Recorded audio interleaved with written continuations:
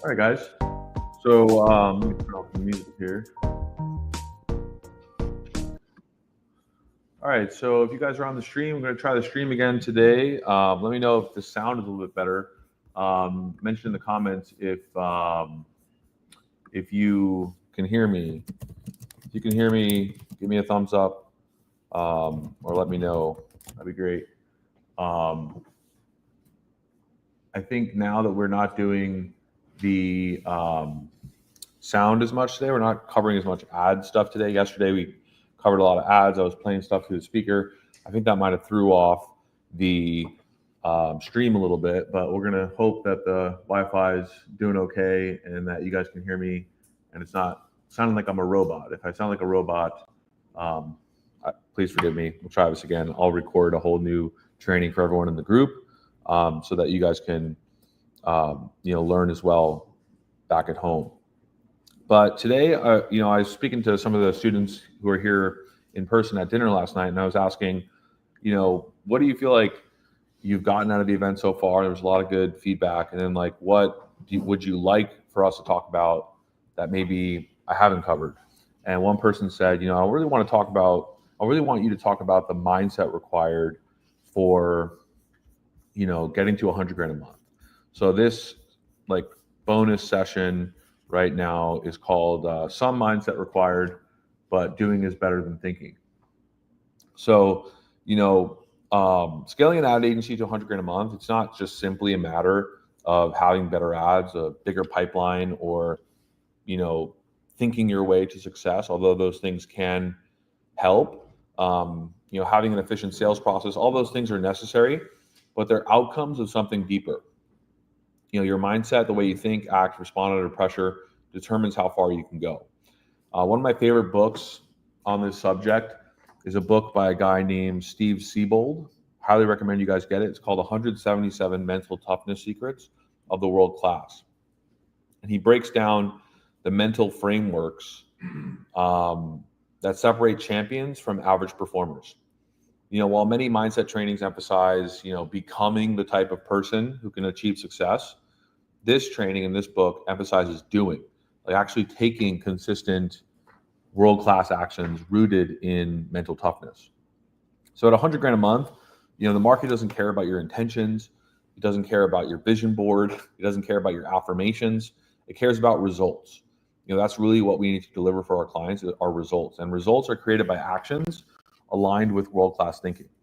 So I want to cover basically 5 phases of mental toughness that are required to reach 100 grand a month as an agency owner. Number 1, thinking like the world class. Number 2, executing relentlessly. Number 3, building resilience through pressure. Number 4, scaling with systems and standards. And number 5, leading with courage and discipline. So, the first thing is world-class thinkers, they operate from objective reality.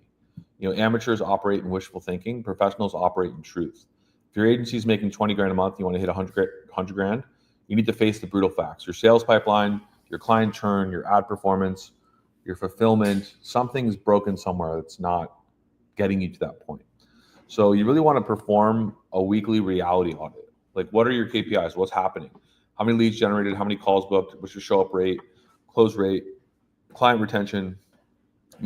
Just don't make excuses for what's happening. Just ask, what is happening right now? What is real right now? What is reality? And then make your decisions based upon that. Maybe the niche is dried up. Maybe there's an issue with your B2B ads, not getting enough bookings for your calendar. Maybe there's an issue with your clients. Maybe the clients are just not, at a stage in their life or business where they can actually take advantage of your services. And maybe that's why so many clients are canceling. Or maybe it has to do with your results. Maybe your results are just subpar. You really have to focus on your product, on your service, making it better. So average entrepreneurs obsess, over the future without mastering today. World-class entrepreneurs execute powerfully in the present while keeping their long-term goal clear. So begin by each day identifying 3 revenue-driving actions that, if done, will push your agency forward. Then block 90 minutes for each. These can usually fall under prospecting, closing, or improving client ROI. We were talking at breakfast about one client who he used to charge a $3,000 retainer up front for 3 months. He would charge $9,000 up front and then a $5,000 setup fee. He was charging $14,000 to every single prospect that he signed up, and he was only able to close a few every month. So I helped him. He was at $70,000 a month at that time, and we had him cut his setup fee down to $1,000, and then he would lower his retainer down to $2,000 a month and charge per month. And then he started charging per appointment on top, and actually was able to increase his revenue by 40%. And now he's at 150, 200 grand, I think the last time I spoke to him. So per month. And that was just one simple tweak that had to happen, because he had unlimited leads for his clients. In his niche, he's able to generate unlimited amount of appointments for his clients because of how ideal his market and niche is. He's in the career coaches niche.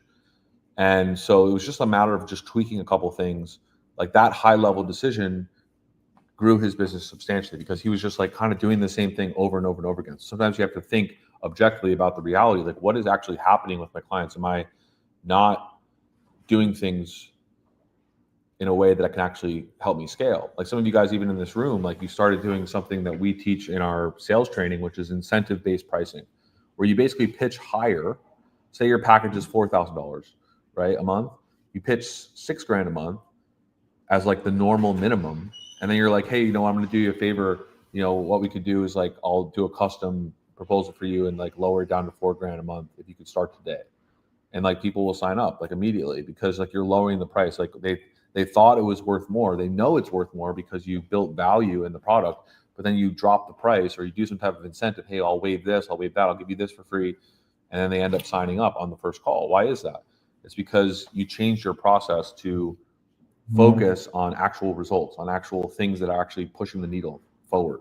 So these are things that I'm focusing on all the time in my agency. Like, how can I improve things? Like many of you who've been in the program for, almost a year now, you've seen how it's developed over time. Like before I was telling you, train salespeople, hire salespeople, hire appointment setters and all these things, do all these things, go deep into one niche. Now I'm like kind of like spreading out into multiple niches because I saw diversification was necessary.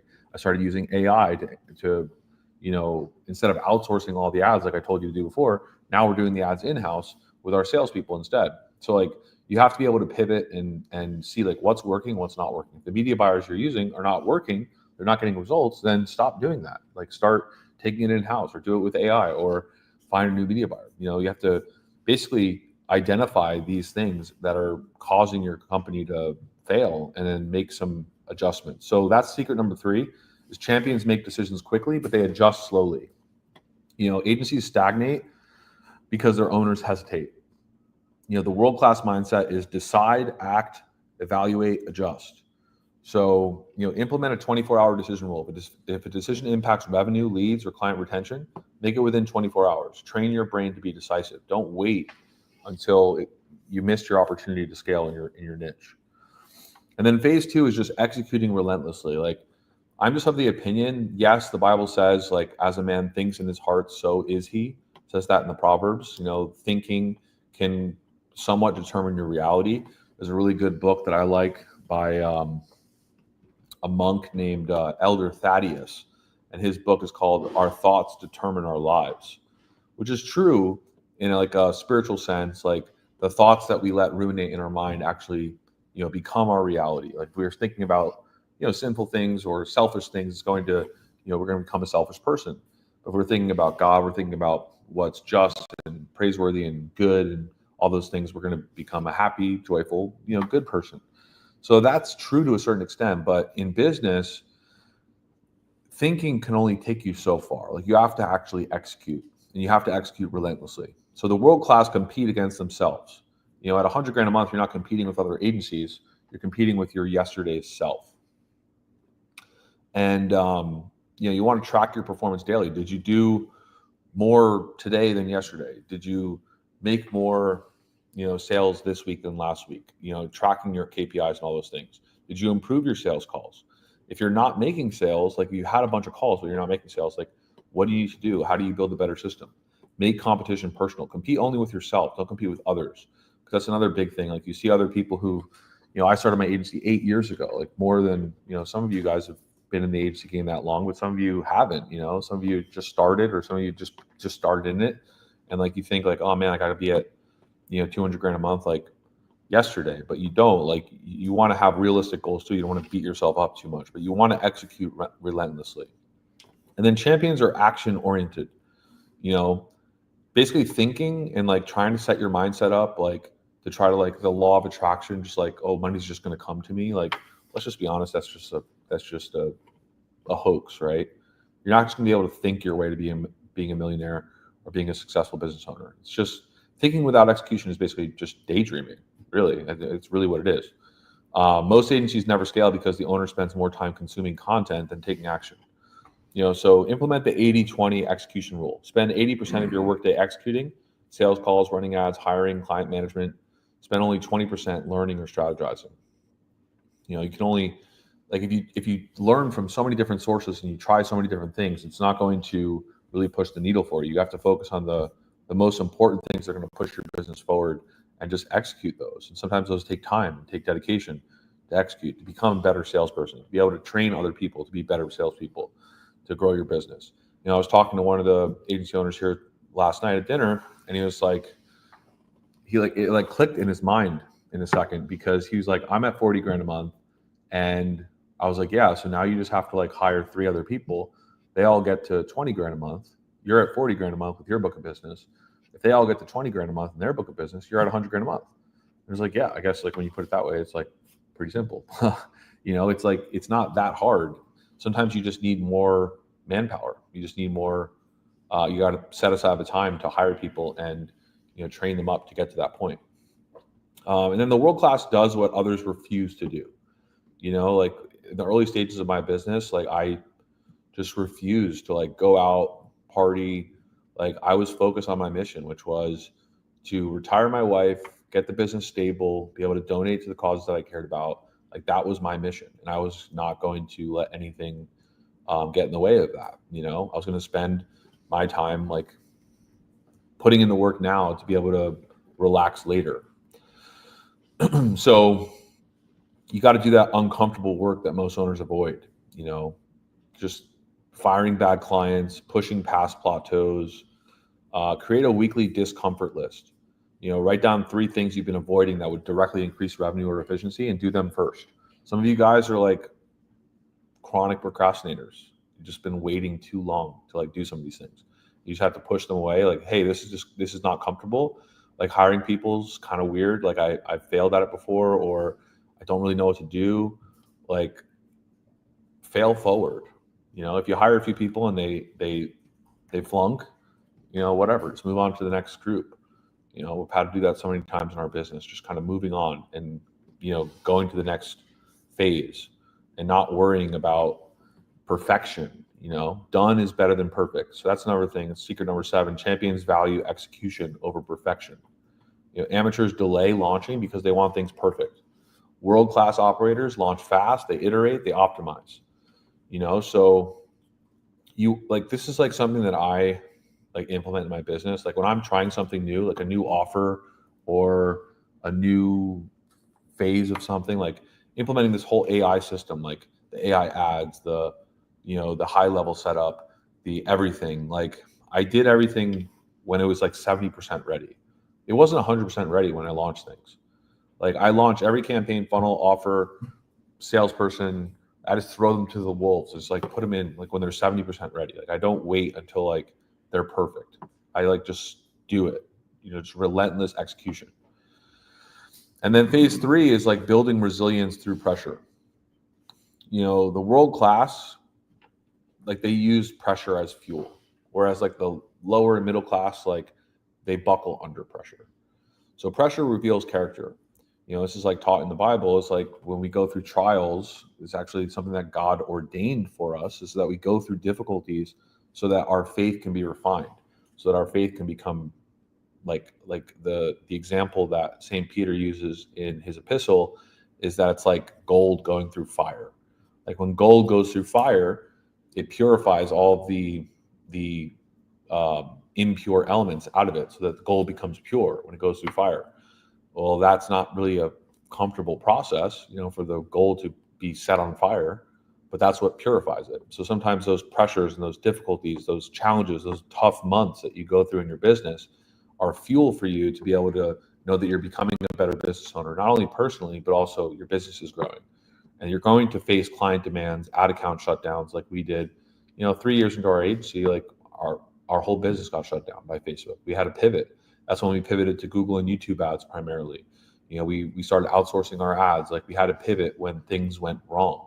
We didn't just give up. When cash flow squeezes, you got to figure out ways to increase your profit margins. That was something that happened recently in our business. When we scaled to 4 million a month, it was we had such a big amount of payroll and team expenses and commissions that we were paying. But when cash flow kind of squeezed in the solar industry, it kind of got lower. We had to figure out ways to increase profit margins. That's why we've used AI to basically replace a ton of our staff members. Now we have a small team doing a quarter of what we were doing before, but the profit margins are 3 times as high, which is totally different. And sometimes you have to make those hard decisions. So reframe stress as a privilege. When you feel pressure, say, this is the price of greatness. I get to solve problems most people will never face. Then attack the problem with focus. And then another big thing is, like, I feel like this is like one of the toughest lessons I had to learn in business, was that champions master emotional control. Scaling requires emotional mastery. If you panic when a client threatens to leave, or when you have a bad month, you go down in revenue, or when ads stop working, you make poor decisions. Make poor decisions when things get difficult. When things get difficult, it just becomes easier to make poor decisions. So you have to master your emotions. That's another concept taught in the Bible, is like we walk with God not because of how it feels, because sometimes it feels great, like to worship God, like to have that emotional high.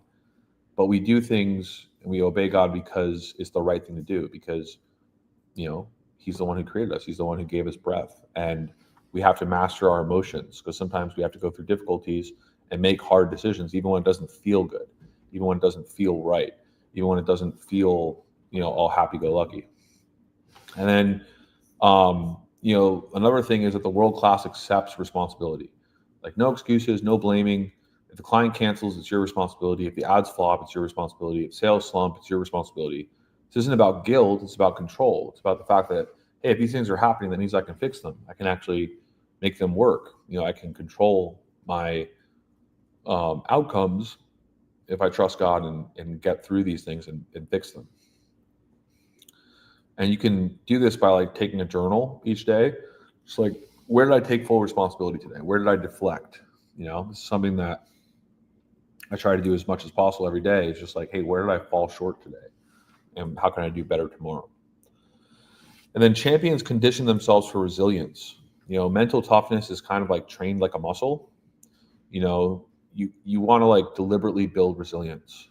There's been seasons in my life where I just take cold showers. Like, I learned this when I went on a missions trip, and, like, they didn't have warm water in Peru. Like, we had to take cold showers, and we had limited water supply for all it was a group of like 10 guys in a house. We were out going and building a church in the slums of Peru. We had to take cold showers. Like, it was a blessing that they even had running water. A lot of people don't even have running water there. So, like, this kind of like taught me that, you have to condition yourself for resilience. And then extend your work sprint by 30 minutes past fatigue. Sometimes we get tired. We're just like, I don't want to do this anymore. Just like, keep pushing through it for 30 minutes. Like, usually when I start to get exhausted, I'm just going to push 30 minutes past it. And then I kind of get past that window. I could take a nap right now, but I'm not going to take a nap. I'm going to push through that fatigue. That training of discomfort builds capacity, builds ability to move forward. And then another thing is, like, the world-class thinks in systems. I'm always thinking in systems. I'm always thinking in, like, how can I structure things better? Like, the whole A2P thing with high level, like, that was an idea I got from one of the other students in this program. And I just kind of, like, built it out. So, like, hey, like, this works with the Play AI ad software. This works with high level. I can integrate all these things to have a whole ecosystem where my salespeople can just launch ads, launch call centers, and, like, we can do it in 45 minutes for a client. I just simplified it. Like, hey, my salespeople aren't genius marketers. If I can give them templates of, like, what to do, and they just have to copy and paste and change a couple things, give them an SOP, that's a system that they can duplicate. And they don't need to be geniuses in marketing, and they can't duplicate it because they don't have the mind behind it. Like, I'm the one originating all those things. They're just implementing. So if you could start to think in systems where your revenue can't really depend only on your effort.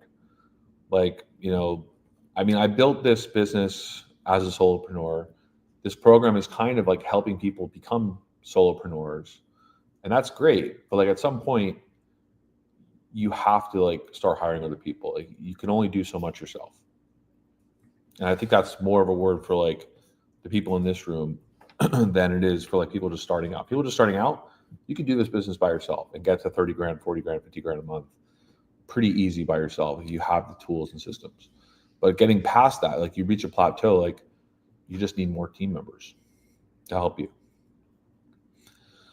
And so that goes along with the next secret, which is the world-class delegates relentlessly. At $100,000 a month, you cannot be the salesperson, you cannot be the media buyer, you cannot be the account manager, you cannot be the operations lead. Champions delegate to protect their energy for high leverage activities. Like, you should just be focusing on just turning the rudder wherever the ship goes, and your deckhands and everyone else is doing everything else. So one thing you could do is make a stop doing list. What am I going to stop doing? Write down every task you're doing that's under $100 an hour value. Delegate or automate them within 30 days. Just make it a goal. Like, what am I going to stop doing? What is taking up too much of my time? It's not driving revenue. I'm going to stop doing those things. And then champions operate by metrics, not emotions. Agencies die when owners make decisions based on feelings instead of data. You want to track these metrics daily. How many leads did I generate? How many calls did I book? What's my show rate? What's my close rate? What's my average client value? What's my churn? Some of you guys are really good at this. You're tracking these metrics. But now, what are the decisions you have to make to improve those metrics? You got to make them fast, and you got to have the courage to do it. And that's the next phase, which is leading with courage and discipline. The world class leads themselves first. You can't lead a team if you can't lead yourself. Your habits set the tone. So, create a personal performance plan. Sleep, fitness, I need to work on that. I hate working out. It's just not something, I just don't like doing it. I'd rather go walking than lifting weights. I'm just not a gym guy, but it's good. Sometimes I'll walk and just get great ideas, just going for a walk, just get away from the computer, just go for a walk and think through some type of business problem that I need to fix. Revenue driving tasks, learning, lead yourself with the same accountability you demand from your team. And the other thing is, champions have the courage to be hated. At $100,000 a month, you'll be judged. Clients, competitors, even friends may criticize you. Champions don't fear rejection. They pursue excellence regardless. So take one bold action weekly that risks criticism. Increase your prices. Decline a bad fit client. Post a strong opinion online. There was recently, I at the end of last year, I was thinking about just not serving the solar industry anymore, because so many solar businesses were going out of business. So many homeowners were being, hurt by sketchy salespeople. And I was just hey, this industry's broken. I put it out publicly. I was this industry's broken. It's full of a bunch of scammers. And we're thinking about taking a year off from the solar industry to see if it corrects itself, to see if it will, fix its problems, if it will repent. I just basically called out the industry. It was this industry needs to repent. It's all messed up. And a lot of people I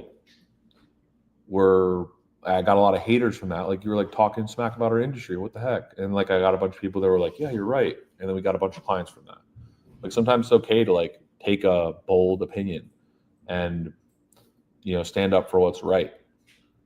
And pivoting the whole Ad-visory program to Christians is probably gonna get me a lot of slack. I'm gonna get a bunch of people that, don't like the Christian faith, probably hating me in the comments. It's going to happen, but I don't care. I'm just going to take a bold action because I feel I want to help the Christian community, and it's not going to be easy. I might lose some clients over it. There was a time where we actually share with clients that we helped some communities overseas get solar power, get clean water, and most of the clients didn't respond to that. But some of them were yeah, that's awesome. That you're doing those things with the money from the business. I want to support this business. But a lot of people probably thought that was stupid or, a waste of money or not worth a worthwhile investment. And so the world class operates with discipline. Motivation is fleeting. That's the biggest thing I can think. Cause sometimes we're all focused on the mindset. I need to get my mindset right. But motivation is fleeting. You could be so motivated one moment and then the next moment not motivated. So discipline is going to win at the end of the day. That's why I titled this kind of impromptu session, Some Mindset Required, but Doing is Better Than Thinking. Thinking is important. You have to have right thoughts. You have to have the right mindset, but discipline is always going to win. Doing is always going to be better than thinking about it. So build daily non-negotiables. This is just an example, but 2 hours of sales activity, 1 hour of client results review, 30 minutes of system building, 15 minutes of reflection, just to kind of get you to the next level. No excuses, no skipping. And then champions, they stay hungry. Many agency owners hit 30 grand, 50 grand a month and relax. I'm like, hey, this is where I want to be. But comfort really kills your growth. Comfort will kill your growth. I didn't get comfortable when I hit 300 grand a month or 500 grand a month. Like, I was just like, I want to build a bigger business. So I scaled it to 2 million a month. Then I scaled it to 4 million a month. And like maintaining that was like the most challenging thing. Just to maintain 4 million a month for like 6 months straight was like the hardest thing I've ever done in business. And then to like see the fluctuations happen, the industries change, the niches struggle. We've had to make adjustments. But staying comfortable kind of kills your growth. If I just like sat on my laurels, like, I'm at 2 million a month, nothing can go wrong. Like, that would have been the worst thing I could have ever done. So every month set a stretch target. Even at 100 grand a month, push for 120K. Keep raising the bar. But there's a certain point like where you have to be content also. Like, that's, I'm trying to give you the mindset of like a warrior. Like, I love the book of Psalms in the Bible because it's like it's the largest book of the Bible. It's probably my favorite book. My church like chants through the Psalms every week. Like, all the monks and nuns, they chant through all 150 Psalms every 7 days, because it's really the worship manual of the church. And there's a lot in there about like just like pouring out your heart to God, like all the challenges that King David went through, fleeing from evil kings and dealing with wars, like driving the nation forward and all those things. But like, there's a lot of like mindset lessons in the book of Psalms. If you read the Psalms, it's like a mindset manual of like how to do everything for God's glory and not for your own, but also to have the right mindset that discipline wins at the end of the day. King David was very talented, but he was more disciplined than he was talented. And that's why he was successful. So putting it all together, the 100K a month agency action framework is do a weekly reality audit, identify gaps, review KPIs, do your daily top 3, do the 3 highest revenue actions every single day. It's like at the beginning of the day, I'm going to do 3 things that are going to drive my revenue, and I'm not going to stop working until I finish those 3 things. And then add a discomfort list. Attack your avoided tasks first. Document systems weekly. Turn hustle into process. Start hiring people and train them on those processes to try to free up your time to focus on the business. Metrics first, decisions. Let data, not emotions, lead. And then remember the stop doing list. Delegate low value tasks. You gotta add a stop doing list. Like, you just have to. I'm just gonna stop doing this. I'm gonna delegate it. And then non-negotiable habits. Daily sales, systems, reflection. I just recorded a reel before you guys came here. We were here early recording content, and I was talking about how,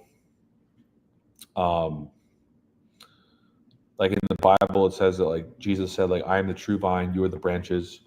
Without me, you can do nothing. And like, that's the prayer in my prayer book, and like in the Orthodox Church, they pray before they start any work. There's 2 versions of the prayer. The first prayer is just bless Lord. That's the whole prayer. Just 2 words, bless Lord. Bless the work I'm about to do. If you're in a rush.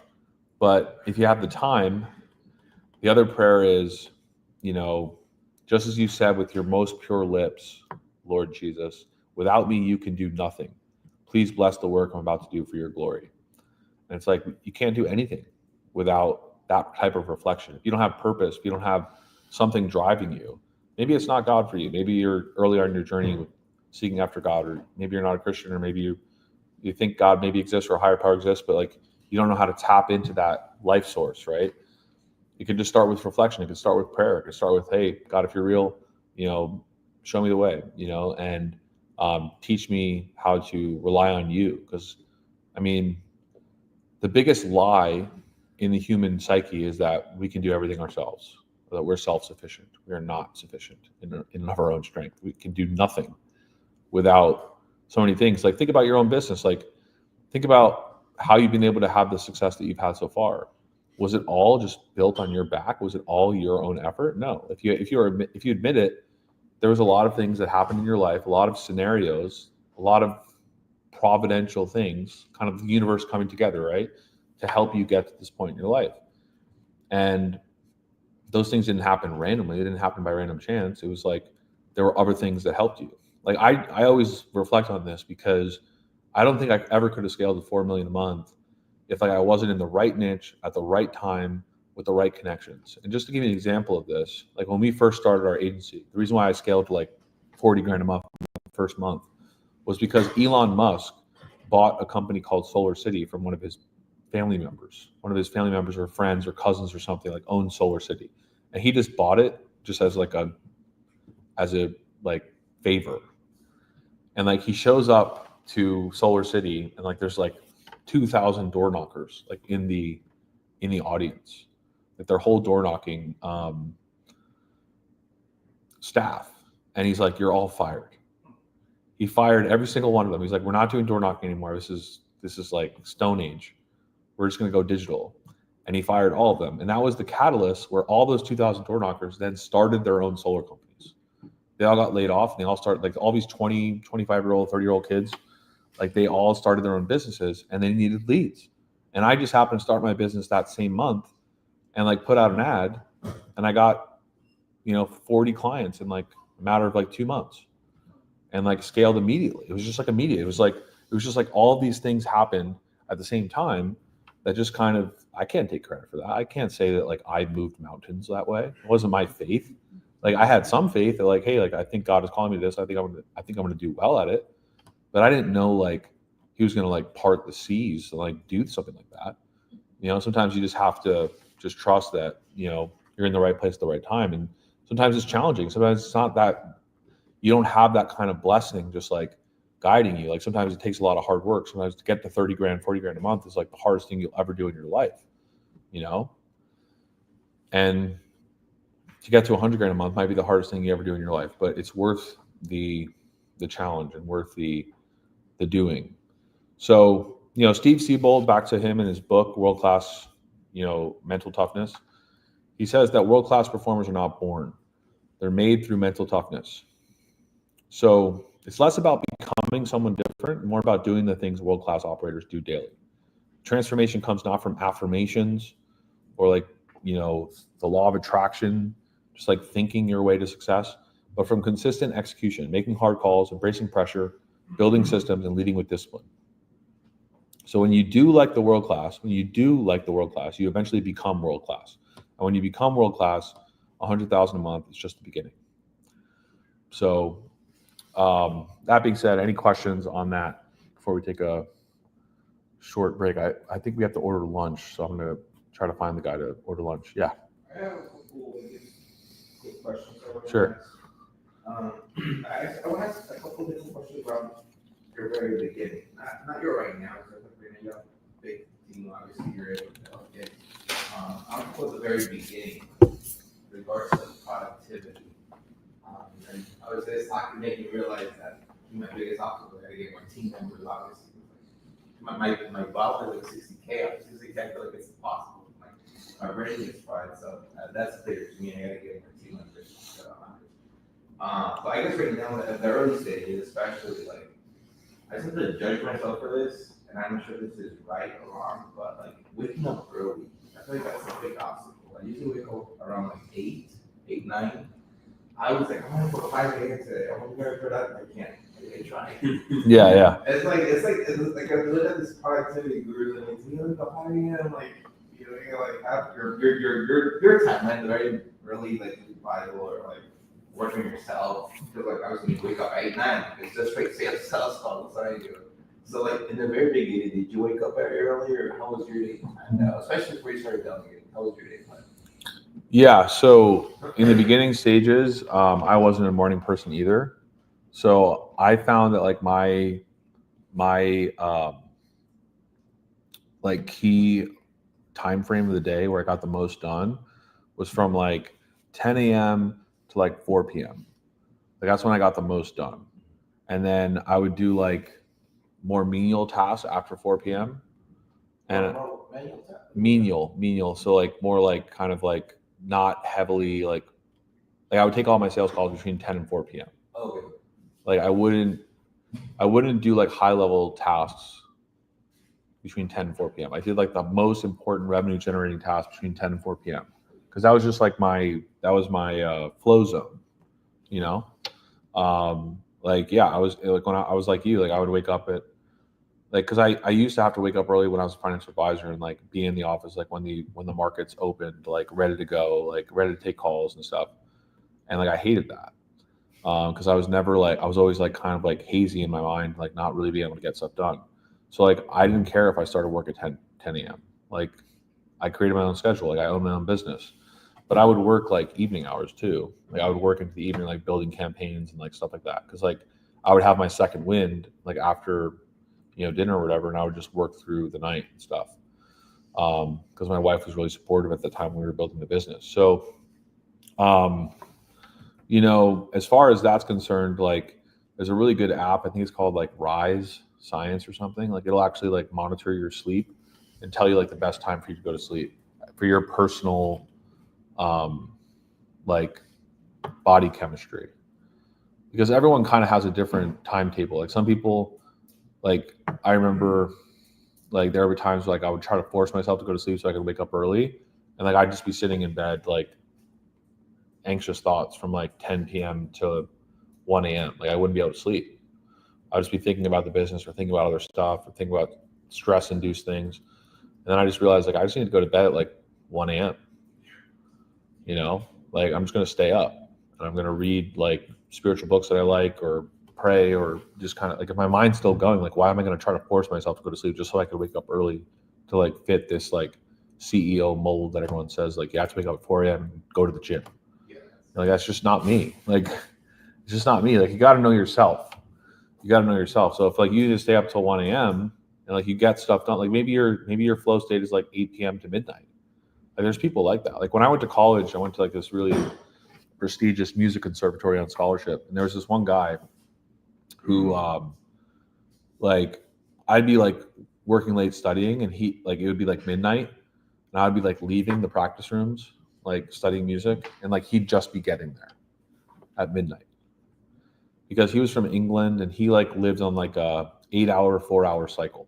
So he would live for 8 hours, then he would sleep for 4 hours. Then he would live for 8 hours, then he would sleep for 4 hours. And he did that over and over and over again. And like that was his like productivity hack. Like he got more done in those 8 hours of time, and then he would nap for 4 hours. And he would just do that over and over and over again. And he just got more done that way. Because when other people were sleeping, he was working. It's kind of like Elon Musk. I think he says like he only sleeps like 4 to 6 hours a night. Like Donald Trump, President Trump, whether you love him or hate him, like he only sleeps like 3 to 5 hours a night, like if he sleeps at all, even at like 78 years old. Like presidents are kind of like that, though. Like presidents have to be like a unique kind of person, like not really needing much sleep because of all the things they have to do. I don't know. Like some people just have a drive, it's just different for different people. Yeah. I had a question on like it kind of relates like the mental toughness muscle. Like what I've been noticing is like kind of growing the client count, like just your odds of like unhappy clients are going to be like higher and higher. Or like odds the same, but like you're going to have more instances of that happen. Right. So like, I guess as you're growing and as you're like naturally having more clients that are unhappy or like maybe they're trying to get refunds from you, like how do you kind of like compartmentalize that? Because it's like, I don't know, for me, like I'm like an empathetic person, so like sometimes that weighs me down, but really it's just like a matter of the volume. So it's not like every client is having this issue, but if it's like 3 and last month it was like 2 and the month before was like 1, how do you like kind of like block that out and kind of like just keep pushing forward? Yeah, and then when you get to 100 clients, it's like 10 to 15. Yeah, exactly. Right. So like so the question is like if as you grow in client count, more clients get upset, more clients complain. How do you deal with that? Compartmentalize it so it doesn't like affect your mindset.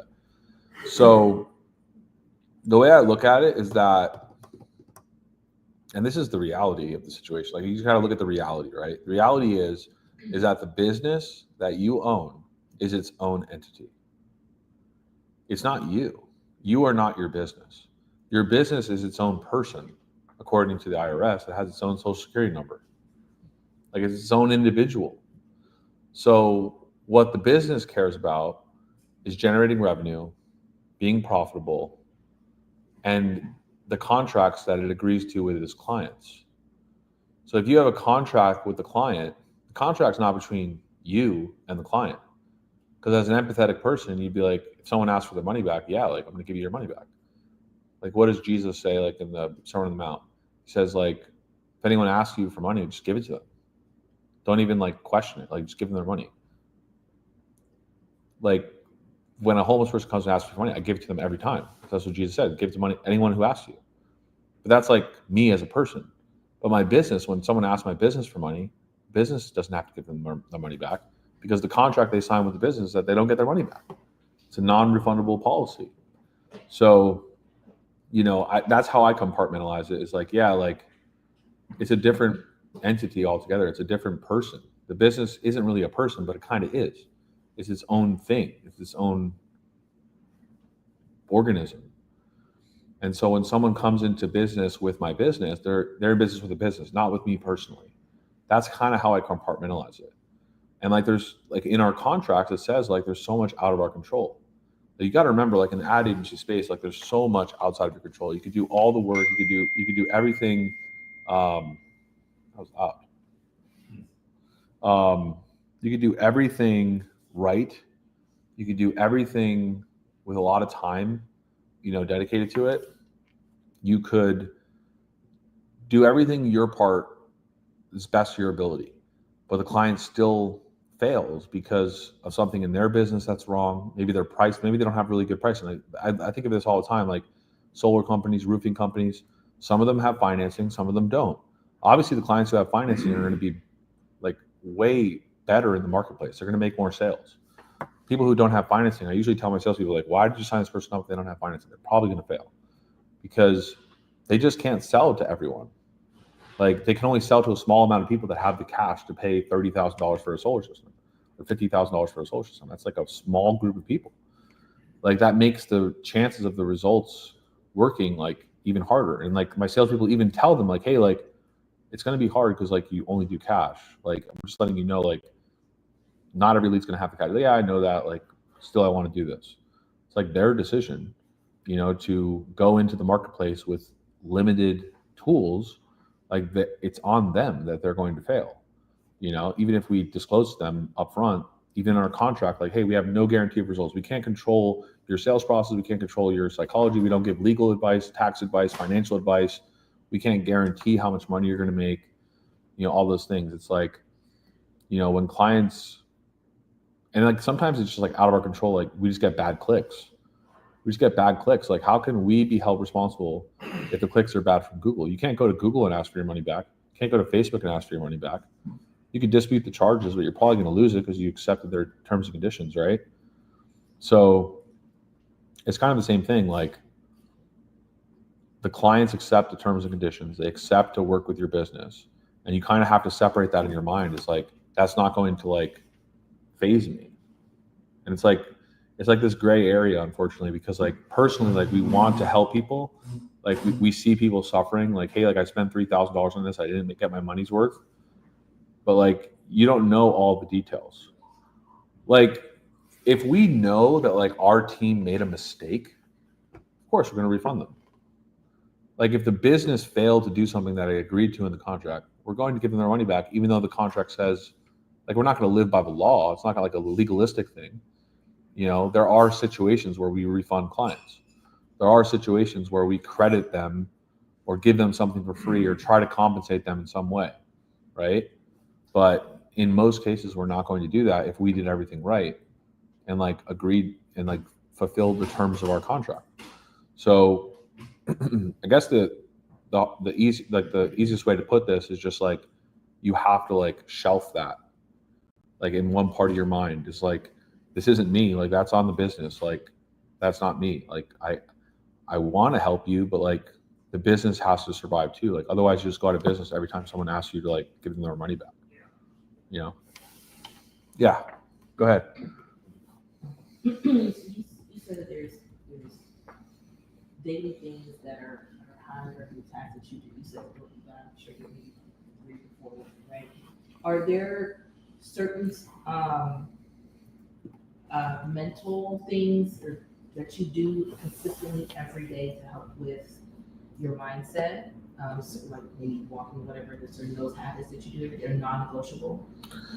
Yeah, definitely like walking like pretty much every morning. Like that's kind of like my prayer time, is just to like walk and pray, and just like kind of planning out the day, like planning out like my three big things that I'm going to do today. I always have three things that I have to do today, and I won't finish until I finish those three things. Like it has to be done. Like it's just like it's non-negotiable for me, you know. So I might be able to finish those things by noon.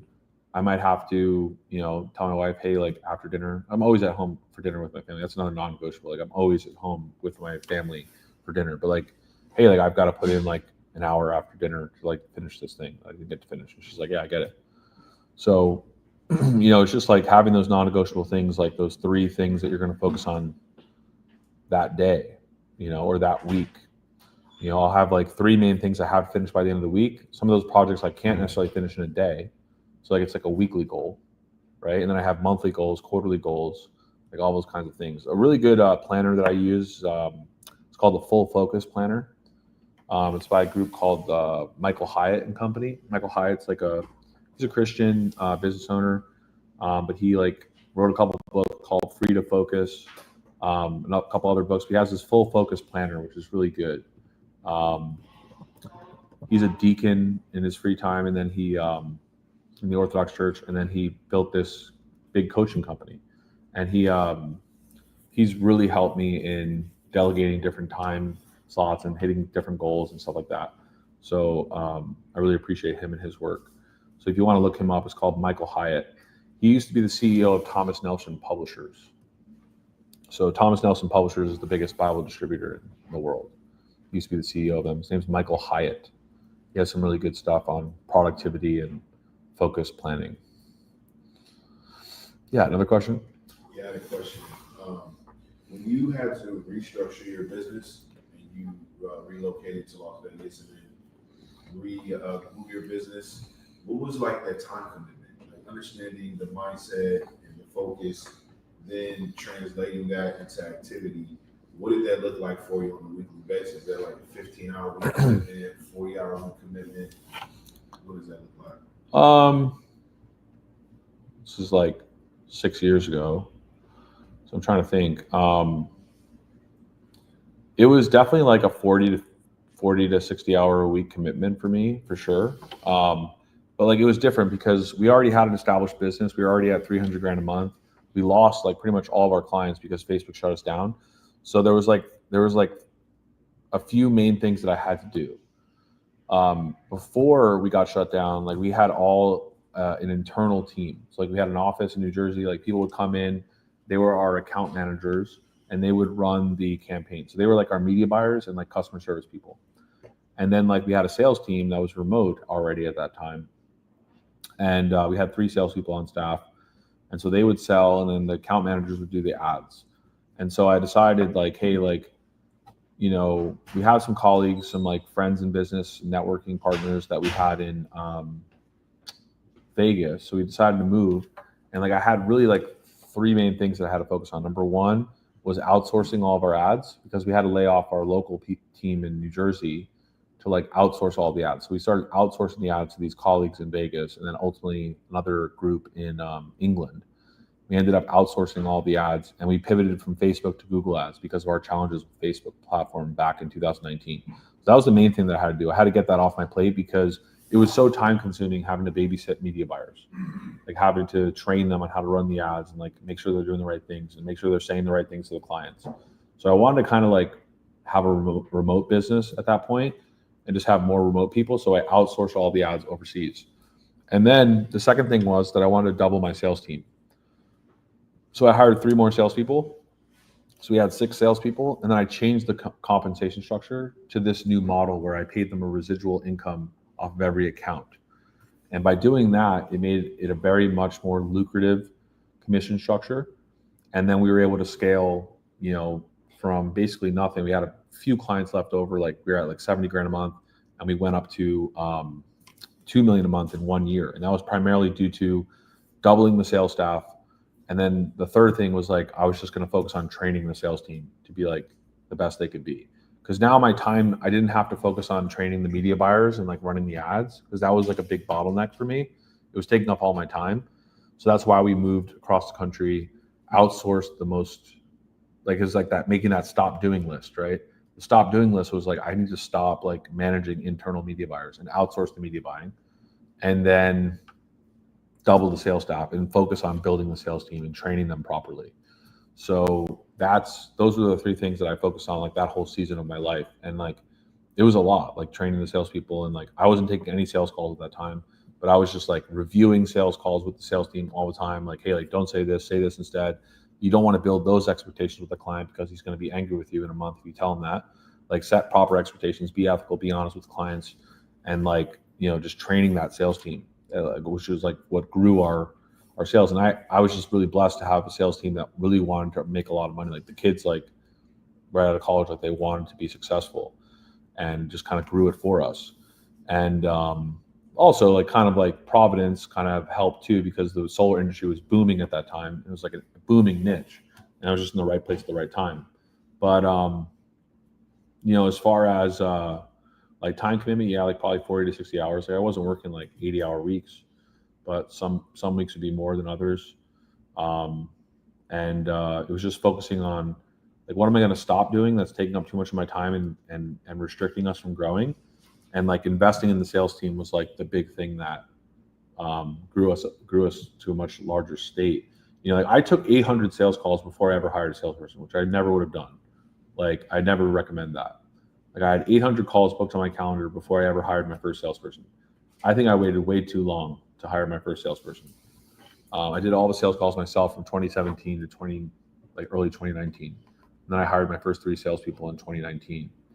And that was like that was the game changer, because that took me from 50 to 70,000 a month to 150, 300 grand a month, somewhere around that range after hiring the 3 salespeople.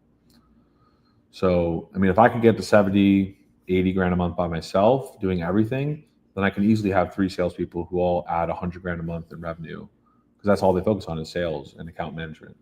So, or they actually at that time, they weren't doing any account management. That's when we had our internal team. So they could just focus on sales. So that's why we scaled so fast to 300 grand a month in those early days before we moved across country. It was because of the sales team. And that's really, like any business, like that's the lifeblood of the business, is sales and marketing and revenue building. Like I always tell my students, like it's about building revenue generating systems. Like one thing that some of the students here have done really well is like build a referral program. Like for instance, if you have a client who pays you $2,000 a month or $3,000 a month, tell them, hey, if you refer me a client, I'll give you a $500 discount for every month that they're a client. So like if you have 5 clients that all pay you $2,000 a month, if they give you 2 referrals, those 5 clients go down to $1,000 a month, but you get 10 extra clients. You just tripled your business, and they're paying the normal prices, and then they can refer 2 people. It kind of becomes this like whole big web. At one point, I think our biggest month, I think we added like 203 clients in 1 month, paying $3,000 to $5,000 like on average. We added 203 clients in 1 month, and 40% of those were referrals. So about 60 clients like were just like referrals from other clients. Pretty good. Would you still recommend putting in 40, 60 hour commitment today? I mean, you can build the business like at a different pace now. Like with these AI tools, like you don't necessarily have to do that. Like you could take, 2 to 4 hours of sales calls a day, 5 days a week. And like with this AI stuff, if you have the templates built out, like you put in the first time to build out the templates, to build out the whole framework, that might take some extra time, like 40-hour weeks. But like once you get going, like you could easily sign up 3 to 5 clients a month and be at 10, 20 grand a month and work 30 hours a week, 20 hours a week. Like it's possible. You just have to be like really good at sales and setting everything up and launching campaigns fast and finding a niche that works, like all those things, So it's possible to do this business kind of part-time. Like I don't really spend more than 30 hours a week probably now in my business, because I have this thing that I do on the side, like Ad-visory. I probably spend like 10 hours a week on this right now. and then 30 hours a week on my main business. Yeah.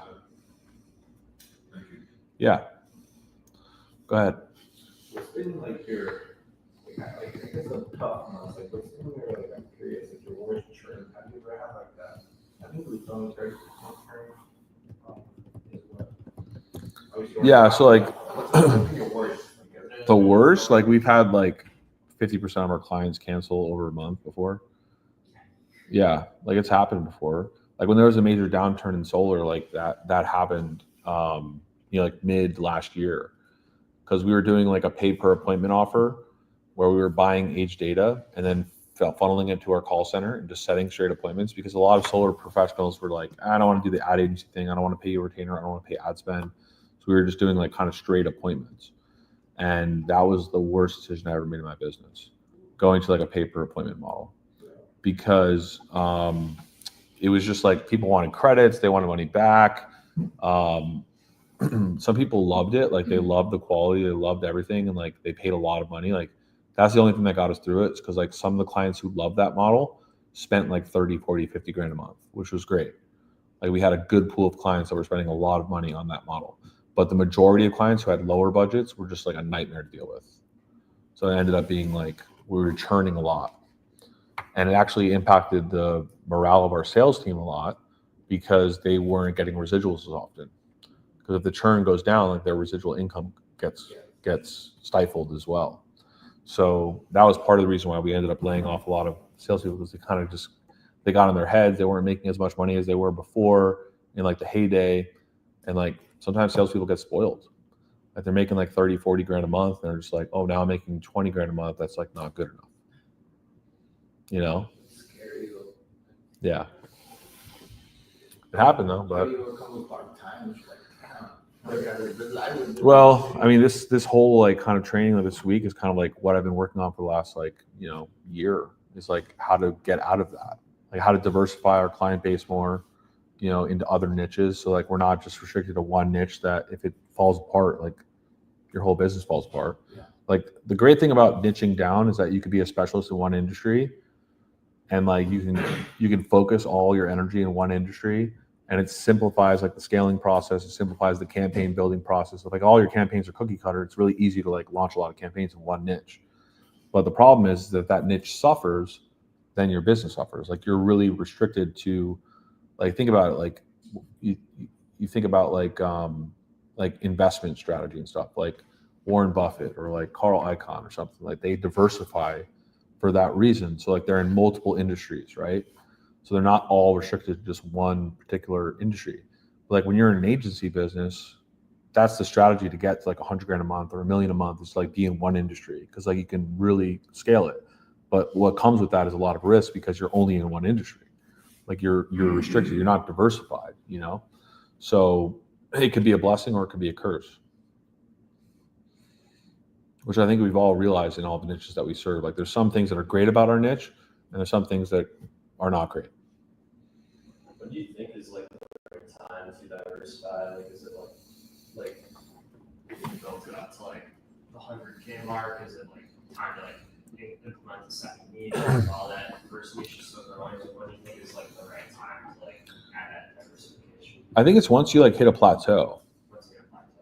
Like when we first started doing this was because we got to like 2-3 million a month, and like we started hitting a plateau where like we were losing the same amount of clients we were gaining, or the same amount of revenue, I should say. We may not be losing the same amount of clients that we were gaining, but we were like, the revenue was kind of like plateauing. So like we might add more clients, but we might lose some clients that were valued at the same amount that what we were adding. And then we started plateauing at like 2.5-3 million a month. And then we had to like diversify. So that's when we went into roofing. And we were just solar and roofing for a long time. Solar exclusive, roofing exclusive. Then we added HVAC exclusive. Then we got to 4 million a month. And I was just like trying to maintain all of that. But then like I realized like it does take away your focus from the main niche. So like you have to delegate with more team members, I think, first, before you start looking at other niches. Like one thing, like Raul recently, like he started diversifying to the home improvement niche on top of his furniture niche. And he realized real fast that like it's hard to balance two niches when you're solo. right? So like you need like another person, like definitely another salesperson or something to like take over that niche. Like right now, we're kind of like monitoring all of our salespeople's performance to see who succeeds in what niches. If there's some people who succeed more in other niches, like I'm just going to have them work in that niche alone. Like I would love to have like 6 or 7 niches that I'm in and have like 1 or 2 salespeople for each of those niches. If they can build 100 to 200 grand a month revenue, like book a business in those niches, like I have 2 people in each of those niches. So every one of my niches is at like 300 grand a month. Like that would be amazing. That's my goal for like the next 12 months. It's like hit 300 grand a month in every single one of my niches and have like dedicated account managers to those niches so they become even more experts at that niche. Because that was something that like I can't really quantify it. Is that like when I doubled the sales team from 3 to 6 and we were only in solar, like as the salespeople continued to take more and more solar calls, got more familiar with the solar industry, they eventually became experts in the solar industry because they were so focused on just one niche. So even though my account managers right now are taking calls like on their calendar, you look at their calendar, it's like, you know, they've got life insurance calls, they've got solar calls, they've got roofing calls, they've got generator calls, like all over the place. So they have to always be switching from niche to niche. But if I could just have 2 or 3 account managers in every niche that are just experts in that niche, their close ratio will be better. Yeah. Oh, Ivy, why don't you ask a question next? How do you prevent as your students from being in conflicting niches? What did you say? Like, how do we prevent from being in competing niches with each other? Oh, that's easy. Like the industries are big enough. Yeah. Yeah, like there's no like I think when we first started, like I think when Eddie joined, like there was like probably 4 people in the personal injury lawyer space. Like a lot of people in the personal injury space. So like it's a big enough niche. Like the industry is big enough. Like I always tell this to clients. They're like, hey, like, so like, how many clients do you have in my area? Because that's a question that clients ask too, is like, oh, how many other dentists are you working with in my area? Well, like how many dentists are there in your zip code? I don't know, maybe 10. And you're like all 10 of those dental practices are like moderately successful. Yeah, they're moderately successful. Okay, so is there enough people in your zip code to like fill all those dental offices? Then like the market is much bigger than I think we realize. Sometimes we are really small-minded to think that like there's a lot of people. There's a lot of people in the American market. There's a lot of people in like a metro area market. There's a lot of people in a county. There's a lot of businesses. There's a lot of business to go around. It's kind of like I always tell this to solar companies that ask that question. It's like, hey, do you door knock like in areas where other solar companies are door knocking? Yeah, all the time. And you still make sales? Yeah, I still make sales. Do they still make sales? Yeah, I guess they do. So like there's plenty of business to go around, you know? It's kind of like my philosophy. It's like unless everyone's at like 10 million a month, it doesn't really become a problem at that point, you know? Like there's still business to go around. Yeah, go ahead. Oh, no worries. But commenting on what she was saying, I mean, we only need a handful of clients each anyway. Even if we were in the same niche, we really only need about 10 to 15 clients anyway, right? Yeah. Per niche. I mean, depending on what your goals are. Depending on what your goals are, yeah. I mean, that's the beautiful thing about this business model. If like you have 10 clients, they're all paying you $3,000 a month, that's 30 grand a month in revenue, right? And like your profit margins might be, you know, 40%, 50% of that. So you're making 10 to 15 grand a month, you know? For your leads, are you primarily running them through Facebook? Like is Facebook the main source? Primarily, yeah. I mean, Google, like that's a whole other animal, but like just over the last like year and a half, Google's had a lot of problems with like location targeting, interest-based targeting, the cost, like the inflation. Like YouTube is like the craziest inflation. Like back in 2019, 2020, we used to get YouTube leads in solar for like 10 to 20 bucks a lead. And it was like, everyone was amazed by the quality. It was like the most incredible time. Now it's like $200 to $300 a lead for YouTube leads. It's like gone up 10 times. So it's like a totally different thing. And so we just find that the location targeting is better on Meta and Instagram, Facebook and Instagram. The quality is like not as good as a Google lead, but it's good enough for the clients when they're getting more volume. Because like you can get clients like you can either get clients like a good amount of leads, or you can get them like that are mediocre quality, or you can get them like very few leads that are high quality. And like the way I look at it is that if the clients aren't that good at calling their leads themselves, they're not that good at sales, I'd rather give them like more numbers, more opportunities than fewer, no matter how good the quality is. You know, unless they're closing like 90% of those high quality leads. If that's the case, then like, yeah, it makes sense to give them less leads. But I mean, I don't really see that translate to real life. Like the fewer amount of leads I get, regardless of the quality, means they're going to probably have worse results. So I have to kind of like juxtapose those two things, like the cost of a lead and the quality of a lead. Like I kind of want it to be like somewhere in the middle. I don't want to give them too few of leads so they don't make sales, but I also don't want them to get so many leads that are low quality that they don't make any sales. So it's kind of like a balancing act. Yeah, Meta is the top, so no LinkedIn though. Well, LinkedIn is more of like a B2B platform, and the ads are very expensive. It depends. Like we have a student in our program that he targets career coaches. So all the career coaches, all of their prospects are like people looking for jobs. So obviously that's like ideal for LinkedIn. So he doesn't do LinkedIn ads. He does LinkedIn automation sequences like DMs, and he's massively successful with that. But that's because his niche is like on LinkedIn. So if your niche is on LinkedIn, like primarily, then it makes sense. Like for solar people, like the only time they're on LinkedIn is if they're doing like commercial jobs, like going after like business owners. But like we do the residential market, so that obviously that makes more sense for Facebook and Instagram. It depends like on your niche. Like if you were to target like recruiters, then yeah, LinkedIn probably would be like, if you're targeting the recruiting niche, then LinkedIn would make sense. Right. But like if you're targeting like like med spas or like hair salons or something, you're going to want to target a bigger area of like people on Facebook and Instagram, you know? Yeah. Go ahead, Mary. Yeah, my question is about structure, Okay. organizational structure. And also how you load the revenue or the incentive commissions down based on the structure. So can you talk about on the account manager side, you said ideally you have a niche, maybe 2 to 3 account managers / salespeople in the niche, making maybe $300,000 a month. In top line revenue. Top line revenue, yep.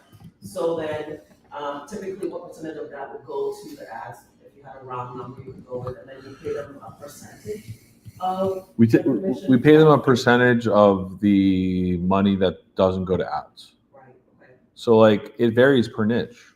So like we have some life insurance clients where 60% is margin for us. So like in a $5,000 budget, $3,000 would be kept by the company. So they would get a 10 or 15 or 20% commission off of 3,000. And then the 2,000 would go toward ad spend, like in an ideal scenario. Like that's the same for like solar. But like for generator clients, for instance, like if someone's spending $5,000 a month, we may only put $1,000 in ad spend because the leads are so cheap that like they're getting too many leads. So then the margin is $4,000. So on a $5,000 campaign, we're only putting $1,000 toward ads and keeping $4,000. So then the salesperson would maybe get like 10% of that, which is $400, or 15% of that, which is $600, right? And that's how we would pay them out. So that's essentially how it would work. And then we get paid every month residually. So each of the 2 or 3 account managers would each get the 10 and 20%. If you had, Well, they would get the ones for their specific clients, for their client, okay. the clients that they signed up. Yeah. So it's performance based. So it's based on their sales. So like they wouldn't share the whole niche. They would just share in the commissions for the clients that they serve, that they signed up. How am I tracking the margin? Google Sheets, formulas, admin people, and ChatGPT agent mode. Yeah. Bro, you love it. Yeah, I love agent mode. It's so good. So related to the organizational structure, what about the other side of the business? Like if you were to zoom out of your organization, look at a hierarchy of there's rich, then it sounds like the of the chief sales. something Chief like sales that. officer, yeah. Can you give us a little bit behind the curtain? The structure of the organization. Yeah, so we have well, before it was like me, CEO, I had a chief sales officer, chief revenue officer who like managed the sales team, the account management team. And I have a CFO, then we had a COO. And the COO managed like our whole back end operations team. Like they built the campaigns before. And then we had the media buyers outsourced that were just running the ads. So now like we're doing the ads in-house again with the AI. So we don't need the outsourced media buyers anymore. The operations team is no longer needed because we just have a couple admin staff that do billing for us that work under the CFO that also build like high level snapshots or high level setups and billing. And then the salespeople just build the ads, do the templates, and launch them. So the operations officer is no longer needed. Operations team's no longer needed. The outsourced media buying team's no longer needed. So now it's just CFO and CEO and chief sales officer. That's really all we need. And I'm kind of like working as CEO and CMO, I guess you could say, because I'm like when we target a new campaign, like let's say for instance, we have like a life insurance client who's like does something unique. He's like, hey, this is my offer, like this is unique. Then I would be building out that template and adding it to the templates. And then because like my salespeople aren't skilled enough in marketing to be able to like come up with the campaigns. Like I have to be the brain behind the campaign, and then ultimately they would just duplicate the templates. Yeah. So the account managers report up to you, or they report up to the salesperson? They report to the sales officer for like sales related things, but like for like if like they have a new client in like a new niche, or like sometimes we get clients like book on our calendar that are in a totally different niche, and we'll take them on. So I'll just build the campaign because I'm always open to like testing a new niche, like to see if how it does, because I might add it in. That's why I don't take my friend out. Yeah. Because I'm like, I feel like I got you. Yeah. You literally took nothing. I feel like I can help you. Yeah. So then with the admin staff, are they from overseas? No, they're locals. They're local. I'm hiring everyone local now in Vegas. Yeah. Yeah. Are you finding that you're getting the same like productivity as you did before? Or you think it's more? I think you said yesterday you felt like it wasn't very high actually. I think it's less productivity, but since the process is simpler, it's not noticeable. Yeah.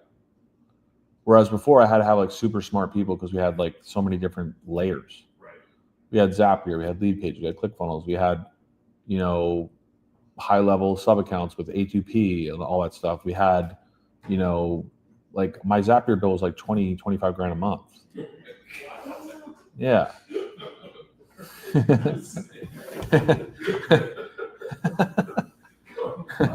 Yeah. Yeah. So like, it's just like, it's just crazy. It's simplified a lot. Well, and I said it yesterday, but I do want to give you all the credit.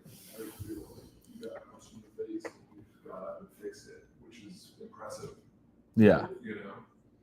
Out of curiosity, like I don't want to get super overly granular, but it would be interesting to hear like, so you have these admin people, like 2 or 3 admin people. Yeah. How much do you pay them? Like, You pay them hourly, I assume. so there are certain admin people are dedicated to certain account managers. They're kind of like their assistants for like helping build campaigns when they get overwhelmed. Like our one sales guy this week, who you guys will see at dinner tonight, he had 8 sales this week. Right. Like he was on calls, doing follow-ups, making sales, getting referrals. Like he was launching ads. Like he had a busy week because he had to launch like these 8 campaigns. Like because when they make a lot of sales, they got to also launch the campaigns now, where they didn't have to do that before. So they need some admin help. So the salespeople pay half of the salary for the admin people. Okay. Because their commission structure is so lucrative. You're right. Like it's basically like, hey, like this is your assistant. You don't have to pay their payroll taxes. You don't have to do this, but you have to get a draw. You have to take out a draw for your admin staff. How much? So yeah, how much is an admin for them usually? So I usually pay them like $4 to $5 grand a month, Okay.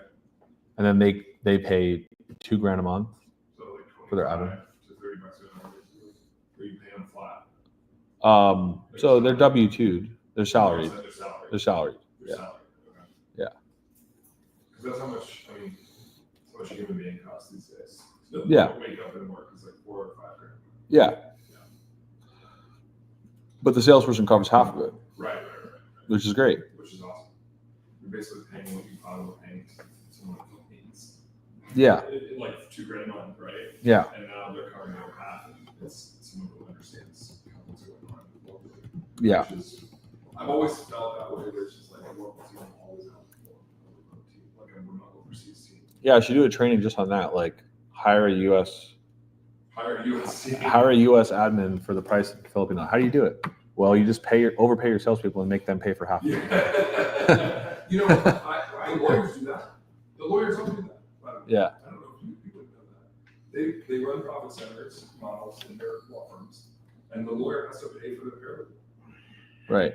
Like a lot of the lawyers have to pay for their own paralegal. They hate it, but it's part of the game. Yeah. You know. Yeah.